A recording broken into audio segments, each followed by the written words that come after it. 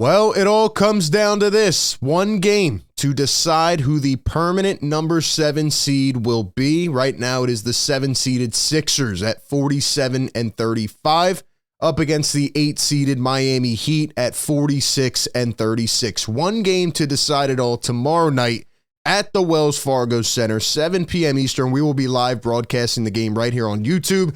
Come through. It is going to be absolutely bonkers. The Sixers have never been in this situation before, so I'm not sure what to expect, but, you know, they are the better team. They should be able to get this done, and today I want to talk about a preview of the game, give my thoughts on it. What are the keys to winning? What are the X factors? And really, ultimately, will the Sixers be able to get this done and advance to that first round of the playoffs as the number 7 seed? So we will get into all of it. Before I do that, give me your thoughts down below, Sixer Nation. What do you think is going to happen tomorrow night? Will the Sixers get the win? What is your confidence level in them getting this done? And, you know, what are the keys to winning? What is your X factor of this game? We will break it all down. But before we do that, a great shout out to our sponsor, BetUS. I was on BetUS just a little while ago, actually, and I'm going to reserve my pick till the end of this video, but you know, you can get a 125% deposit match bonus by using our link right down in the description. So say you deposited $500, you would start off with $1,250 right off the bat. They have 24/7 customer service, 24-hour payouts, and some of the best bonuses in the industry. So use our link down below. And if you wanted to go Sixers -4.5, I mean, I'll be honest, it looks pretty enticing. If you think the Sixers are going to win by 5 or more points and they're going to blow this team out of the water, this -4.5 looks pretty enticing. If you were to put, say, $50 on this, you would win $45 on top of your $50, and that is excluding the bonus. So, once again, use the deposit match bonus down below. Shout out to BetUS, and that -4.5 does look pretty enticing. So, we will get back to that, but let's go ahead and talk about this game. So, again, the Sixers, you know, are not used to being in this scenario. The Heat were in it last year. They lost the first play-in game. They ended up winning the second, and then they go all the way to the NBA Finals. Now, the Sixers and the Heat, what you need to know about that matchup this year, the teams were 2-2 against each other. The first matchup on Christmas Day and the last matchup a couple weeks ago were the only two matchups with Joel Embiid playing. The two in the middle were not with Joel Embiid playing, and the team split those games. So 1-1 with Embiid in, 1-1 without Embiid in. And really, I'd say the game a couple weeks ago was mostly the telltale of what a playoff atmosphere is like, right? The Sixers go into Miami, very tough environment, second game with Joel Embiid back, and they get a really big win. Joel played well, Maxey played well. This team was ready to go. They almost did slip up a couple times, but they got it done in Miami. And the Sixers end up, you know, finishing the season on an 8-game win streak. Right now, they have the hottest win streak in the league. Nobody's really talking about the Sixers. They don't believe in them. But right now, the Sixers are hot. And sometimes it is about, you know, who gets hot at the right time. So it'll be interesting to see if the Sixers can keep this mojo. I'll tell you what, they need to win this game. You do not want to fall to the number 8 seed and end up playing Boston in the first round. So let's talk a little bit about what the injury report looks like. And then we'll get into more of the game. But I would say the Miami Heat injuries are probably more likely to affect them, given that, you know, it's a lot of the regular guys that are getting heavy minutes in their rotation. So Kevin Love is day-to-day. He should be a go for Miami. Duncan Robinson, it says out, and Terry Rozier out, but what I've heard is that they are questionable. So, you know, they're going to need Rozier. He's become an integral part of their offense, and Duncan Robinson is one of those guys who can get hot and just shoot the lights out. So the question is, will those guys be a go for Miami? If not, they are missing two big pieces as it relates to the 76ers.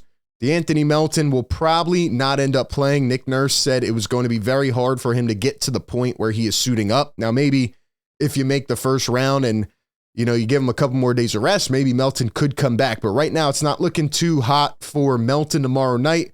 And then Robert Covington is out for the rest of the season. Nurse announced he is not coming back. KJ Martin should be a good to go. He did practice yesterday with the toe, and he should be good. And Joel Embiid's listed as probable or hopeful or whatever, but he will be on the floor. We already know that. So that's where we're at in terms of the injuries. I do think Miami is probably affected a little bit more in terms of that, but let's talk about this game, man. So The 76ers need to come out and establish their dominance early.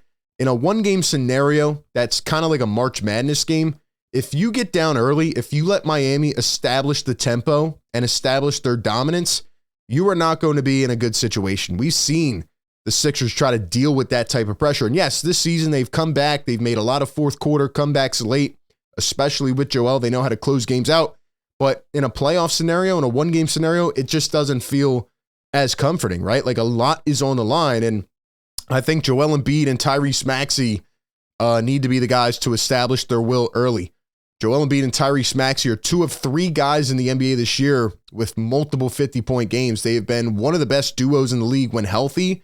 And when it comes to Joel Embiid, the Sixers are 7-0 since he returned to the lineup. They've won 8 in a row. They're 7-0 since Embiid returned. He played in 5 of those games, and he just completely changes the landscape of this team. And when you have him and Tyrese Maxey, who obviously is still young, but he's been through those playoff failures, and I've talked before about why those playoff failures have been so integral, because he got that experience already at such a young age, right? He watched what happened with Ben Simmons and James Harden, and now it's time to put the rock in his hands, right? Everybody's turning their heads looking at Tyrese Maxey. Will he be able to go out there and give you a huge spark early, a huge boost? He has come out hot in playoff series before. His debut a couple years ago was amazing, and I think he's ready to go. I think we're going to see a lot of two-man game with Joel and Tyrese. I think everybody's going to be involved, and that's really the beauty of this season, right? You're going up against Eric Spoelstra, who's a great coach, but now you have a great coach on your own side in Nick Nurse, who is going to make adjustments. We saw in that last matchup, Nick Nurse and Eric Spoelstra, really the last 2 matchups, going toe for toe with these adjustments. They would go zone, and I would expect Eric Spoelstra to come out early in this game and bring a lot of different looks against Joel Embiid. Matter of fact, I'm almost certain it's going to happen. I would expect to see double teams early, and to be honest, I'm starting to think Spo realizes, well, the Sixers are much better than we are. I'm going to throw doubles all game at Joel. I'm fine if we lose, but Joel, you're not going to beat us, right? Tyrese, you beat us. You're young. Or Tobias Harris, you beat us. Or Kelly Oubre, you beat us. That's what I think is going to happen in this game. And I think the difference between years past and now is that Joel Embiid cannot look at this and go, I have to kind of lock into hero mode, right? I can now trust Tyrese Maxey, Kelly Oubre, whoever else it is. And I think with the Sixers' team-oriented style of thinking and mindset, they should be able to win this game as long as everybody else steps up. Now, obviously, you have the scare of, well, it's a one-game scenario, right? What if you have your worst shooting night? Well, then you're going to lose this game, and that's what sucks about it. But like I said, even if you're not making shots, which we know the Heat tend to do in these types of games, and I will say, those are a couple of my concerns. Again, the Heat have the experience in this game. Jimmy Butler seems to rise to the occasion, playoff Jimmy in these types of games. And, they seem to have firepower when it comes to shooting. The Sixers need to be able to keep up, and they can't play, with scared mentality. They can't have cold feet early in this game and get away from what has helped them win 8 in a row, if that makes sense. So that's where the Sixers are at. I think my X factor in this game is Kyle Lowry, 100%, because the way Kyle Lowry played defense on Jimmy Butler a couple weeks ago was second to none. It was probably some of the best defense I've seen against Butler in recent memory. And Kyle Lowry knows this Heat team inside and out. He knows all their tendencies. He knows which way Jimmy's going to go with the ball. He's going to be flopping, trying to get Jimmy in foul trouble. That's another thing. The Sixers cannot get, Joel or Tyrese or whoever in foul trouble early, since they're going to need them late in this game. I would expect the starters to play a lot of minutes until they know it is out of reach. And I think Kyle Lowry is a huge part of this defense. I would expect multiple different defenders to be on Jimmy. Maybe we'll see some Tobias. Maybe we'll see Batum. But Kyle Lowry knows this team. He was pissed off when they traded him after he helped them get to the finals last year. And they thought he had nothing left in the tank. Well, here you are, Lowry. Here you are. It feels like you've been coasting a little bit. But I think he's just been saving himself for the playoffs. And I think Kyle Lowry is going to come out here and have a really good game and be a reason why the Sixers can get this done. So at the end of the day, man, it's going to be a tight game in my opinion. Some people think, because the Sixers are much more talented, they're just going to blow this team out of the water. And I just would never say that against an Eric Spoelstra coach team in the playoffs. So I think it's going to be close. Maybe the Sixers can break it off late in the fourth quarter and get to a point where they're up 15 and win by double digits, that would be amazing. That would be incredible. But I'm not going to say that. I think it's going to be a tight, gritty game at the Wells Fargo. We've seen like these Game 7 situations where they're very low scoring and just, down punch for punch. So I think it will be a tight game, but ultimately, I'm going to pick the Sixers to win. I think they win it 107-101. And I think Joel, Tyrese, and Kelly are just too much for this Miami squad. And the Sixers punch their ticket to the first round to face the New York Knicks as the number 7 seed. So those are my thoughts on the game.